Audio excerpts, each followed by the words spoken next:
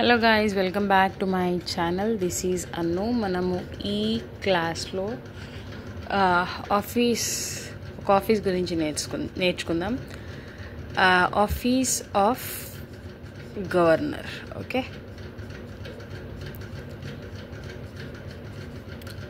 So మనం జనరల్గా వింటూ ఉంటాము, ప్రతి స్టేట్కి ఒక గవర్నర్ ఉన్నాడు, మనం చూస్తున్నాం. యాక్చువల్లీ అసలు ఈ గవర్నర్ అన్న ఆఫీస్ ఎక్కడి నుంచి వచ్చింది అని అంటే, ఒక్కసారి హిస్టరీలో మనం వెనకలికి వెళ్తే ఇండియాని బ్రిటిష్ పరిపాలించేటప్పుడు Britishers, first East India company and then ఏమంటారు, క్వీన్స్ ప్రొక్లమేషన్ తర్వాత క్వీన్ స్టార్టెడ్, వీళ్ళు ఏమంటారు, బ్రిటిష్ పార్లమెంట్ చేతిలోకి వచ్చేసింది కదా ఇండియా యొక్క రూల్. సో వాళ్ళు అంత దూరం నుంచి వాళ్ళే రాకుండా, what they used to do was they used to appoint persons to look after India అనమాట. They used to appoint governors. మనం విన్నాము, లైక్ బాంబే, మద్రాస్, తర్వాత బెంగాల్, ఇట్లా గవర్నర్స్ ఉండేవాళ్ళు. అప్పట్లో మనం స్టేట్స్ అని పిలిచేవాళ్ళం కాదు, అప్పట్లో ప్రావిన్సెస్ ఉండేటివి. సో వాటికి గవర్నర్స్ ఉండేవాళ్ళు అని హిస్టరీలో చదివినాం, మోడర్న్ హిస్టరీలో. సో గవర్నర్స్ ఎవరు అని అంటే, బ్రిటిష్ వాళ్ళు అపాయింట్ చేసిన పర్సన్స్ అనమాట. They are executives.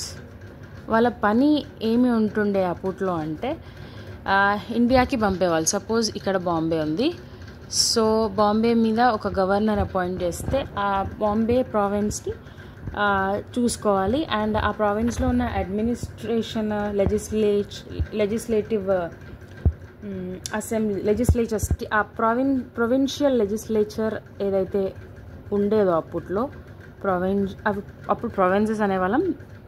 దాంట్లో ఆ రూల్ మేకింగ్ బాడీస్ ఏవైతే ఉండేవో, ఆ బాడీస్ మీద పై చేయి ఎవరికి ఉండేది అని అంటే గవర్నర్ ఆఫ్ బాంబే,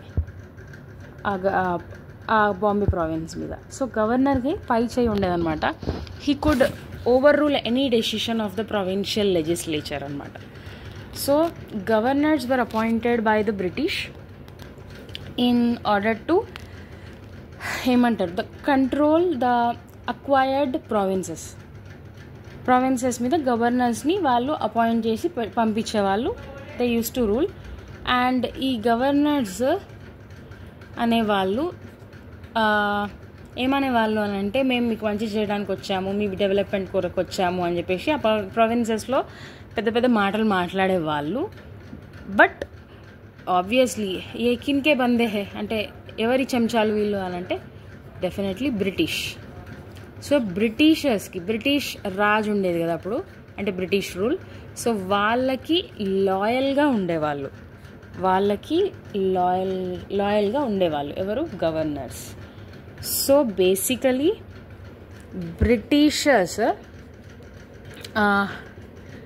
గవర్నర్స్ని అపాయింట్ చేసి ఇండియా మీద ప్రొవిన్సెస్ మీద కాన్స్టిట్యూషనల్ హెడ్ లెక్క వాళ్ళని అపాయింట్ చేసేసి వాళ్ళకి అధికారం ఇచ్చేవాళ్ళు. ఇండైరెక్ట్లీ ఏంటంటే వీళ్ళ బంధాలే అనమాట, వీళ్ళ మనుషులే గవర్నర్స్.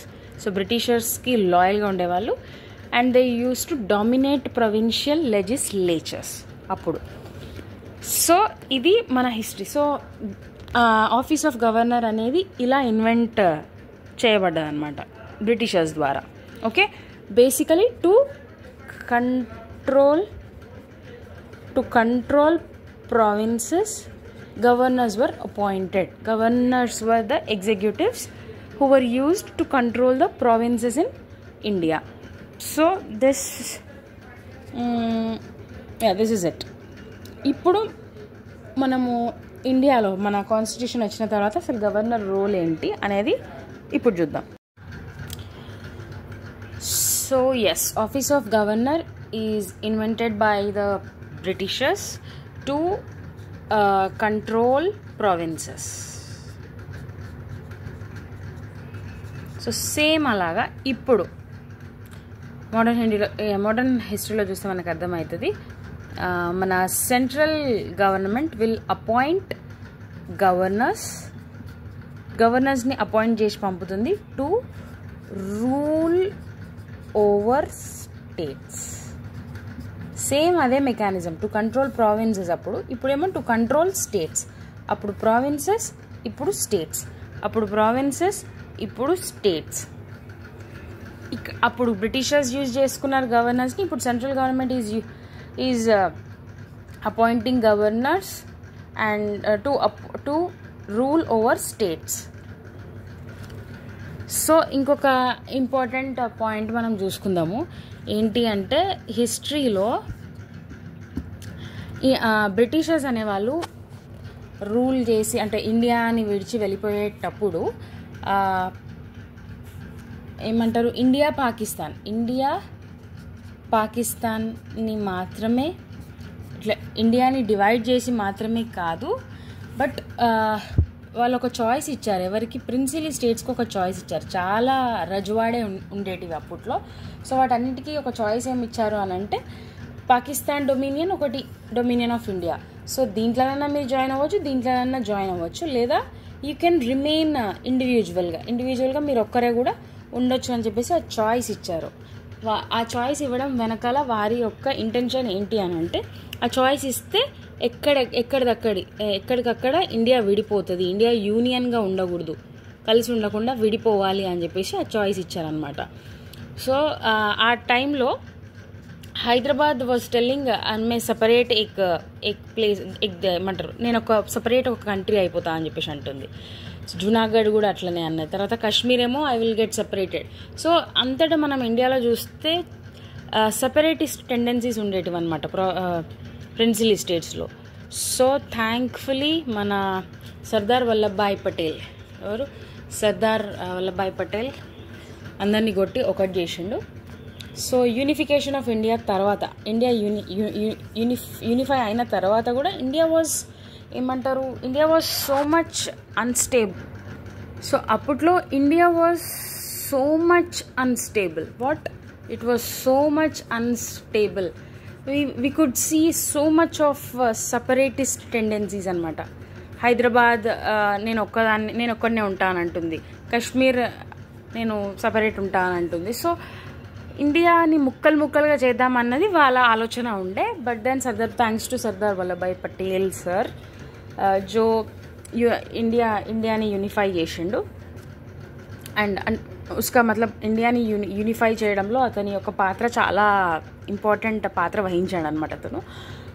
ఆ తర్వాత చూసుకుంటే సో హైలీ అన్స్టేబుల్ ఉండే.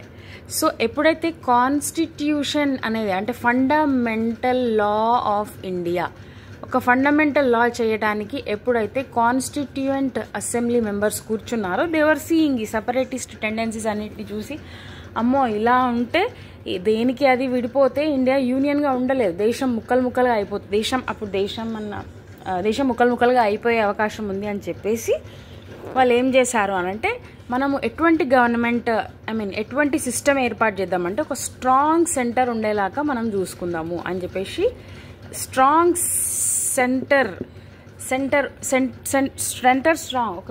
స్ట్రాంగ్ ఉండేటట్టు వాళ్ళు కొన్ని సమకూర్పులు ఇచ్చారన్నమాట, కొన్ని ప్రావిజన్స్ ఇచ్చారు కాన్స్టిట్యూషన్ ఆఫ్ ఇండియాలో. సో స్ట్రాంగ్ సెంటర్ క్రియేట్ చేయడానికి వాళ్ళు కొన్ని ప్రావిజన్స్ చేశారు. దాంట్లో ఒక ప్రావిజన్ ఏంటి అంటే గవర్నర్స్ని అపాయింట్ చేస్తాడు. President will be appointing governors, and governors అనేవాళ్ళు స్టేట్స్ ఎన్నైతే ఉన్నాయో ఇండియాలో ఒక్కొక్క స్టేట్కి ఆ గవర్నర్ అనేవాడు కాన్స్టిట్యూషనల్ హెడ్. అండ్ అతనికి మనము లాస్ట్ క్లాస్లో చూసాము, గవర్నర్కి ఎప్పుడైనా ఏదైనా క్వశ్చన్ అరైజ్ అయినప్పుడు ఏంటి, ఒక మ్యాటర్ మీద కౌన్సిల్ ఆఫ్ మినిస్టర్స్ సీఎం ఇచ్చిన అడ్వైస్ బైండింగా లేదా గవర్నర్ ఇష్టం ప్రకారంగా చేయొచ్చా అనంటే గవర్నర్ డెసిషనే ఫైనల్ అని constitution made it clear. So దీని ద్వారా ఏం చేస్తున్నారు అంటే గవర్నర్ ఎవరు, అపాయింటెడ్ బై ప్రెసిడెంట్, అపాయింట్ చేసిన వాడు కదా, ప్రెసిడెంట్ అపాయింట్ చేసిన. ప్రెసిడెంట్ అంటే ఎవరు, centre. So centrally appointed persons, these are governors to control. ఎందుకు ఇలాంటి పవర్స్ ఇచ్చారు గవర్నర్కి అంటే to control states, thereby ఏమంటారు the ultimate power is with, it is proved that the ultimate power is with ఏమంటారు centre మన ఇండియాలో. So మనం ఒక లైన్ ఎప్పుడు వింటూ ఉంటాము, ఆ లైన్ ఏంటి అంటే quasi federal with a unitary tilt.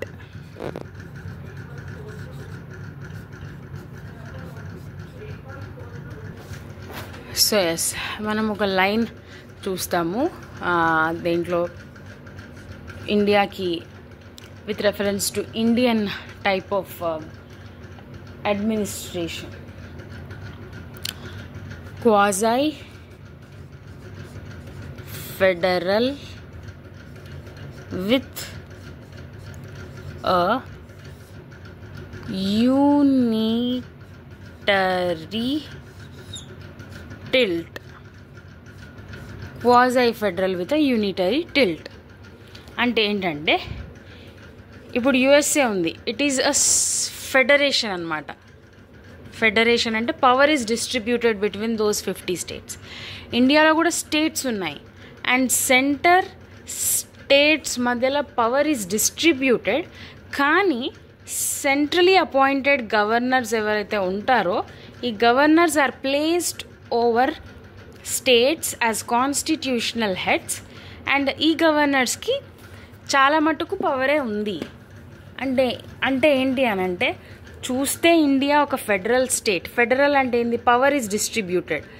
Power is distributed అంటే సెంటర్కి స్టేట్స్కి మధ్యలో పవర్ డిస్ట్రిబ్యూట్ అయ్యే ఉంది. లైక్ మనకి సెంట్రల్ గవర్నమెంట్ సెంట్రల్లో ఉన్న పార్లమెంట్ దేని మీద లాస్ చేయగలుగుతుంది అని అంటే యూనియన్ కాన్కరెంట్ లిస్ట్ ఉంది, వెరాజ్ ఇదేమో పార్లమెంట్. అండ్ స్టేట్ దేని మీద చేయగలుగుతుంది, స్టేట్ దేని మీద చేయగలుగుతుంది, state list, concurrent list. State list, concurrent list. So power is distributed, centre states మధ్యలో పవర్ ఈజ్ డిస్ట్రిబ్యూటెడ్. కానీ సెంట్రలీ అపాయింటెడ్ గవర్నర్స్కి స్టేట్స్ మీద ఎక్కువ అధికారం ఉంది. దేని ద్వారా మనకు తెలుస్తుంది ఇది, ఏదన్నా క్వశ్చన్ అరైజ్ అయినప్పుడు లైక్ ఆ పలానా మ్యాటర్ మీద సీఎం ఇచ్చిన అడ్వైస్ బైండింగా లేదా governor can take decision as per his discretion అని అంటే governor this is my matter అంటే governor decision will be final. So గవర్నర్కి ఎక్కువ అధికారము కాన్స్టిట్యూషన్ ఆఫ్ ఇండియా ఇచ్చింది. So this makes it clear that India is quasi federal. అంటే quasi అంటే ఏంటి, appears to be federal. Appears to be federal, it looks like federal. అంటే federal అంటే power distribute అయినట్టుంది, సెంటర్కి పవర్ ఉంది, స్టేట్స్కి పవర్ ఉంది అన్నట్టే కనిపిస్తుంది. కానీ అల్టిమేట్ పవర్ ఇండియాలో ఎవరికి ఉంది అని అంటే సెంట్రల్ గవర్నమెంట్కి ఉంది. సో ఈ India is a quasi federal with a unitary tilt అని ఇంకా కొన్ని ప్రావిజన్స్ ద్వారా కూడా ఇది మనం చూస్తాం అనమాట. That India appears to be federal but it has a unitary tilt. అంటే యూనియన్కి ఎక్కువ పవర్ ఉందనేది మనం వేరే ప్రావిజన్స్లో కూడా చూస్తాము. అదేంటో నెక్స్ట్ క్లాస్లో we shall learn. Thank you.